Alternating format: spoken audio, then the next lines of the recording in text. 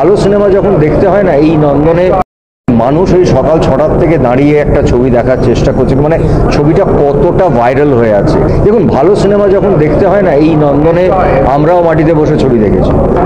অসাধারণ, কারণ মানে আমরা ভাবতেও পারি না, মানে তো হ্যালো বন্ধুরা, ইতিমধ্যে কিন্তু আপনারা সবাই জানেন যে সাকিবের তুফান মুভিটি গ্লোবাল মুক্তি পেয়েছে, অর্থাৎ ইন্টারন্যাশনাল লেভেলে কিন্তু সাকিবের এই মুভিটি চলে গেছে। তো বন্ধুরা, এটি কিন্তু আগে ইঙ্গিত পাওয়া গেছিল যে সাকিবের এই তুফান মুভি নিয়ে যে পরিমাণে রিভিউ চলছে এবং পরিকল্পনা চলছে যে সাকিব খানের তুফান মুভির রিভিউ দেখতেছে সবাই। তো বন্ধুরা, সবাই কিন্তু বলছিল যে এই তুফান মুভিটি কিন্তু বিশ্ব রেকর্ড করবে, এটিও কিন্তু অনেকেই বলেছিল।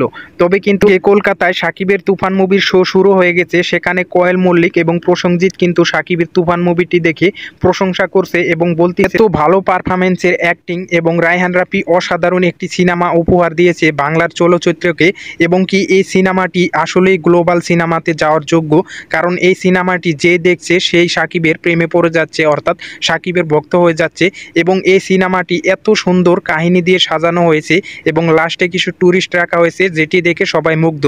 তো বন্ধুরা, আপনারা যারা সাকিব খানকে ভালোবাসেন এবং সাকিব খানের তুফান মুভিটি দেখেছেন, তারা অবশ্যই ভিডিওর নিচে একটি কমেন্ট করবেন যে আপনারা পার্ট 2 সিনেমাটি খুবই শীঘ্রই দেখতে চান, তাহলে কিন্তু আগ্রহ বেড়ে যাবে পরিচালকের। তাই বন্ধুরা, ভিডিওটি বেশি বেশি শেয়ার করবেন।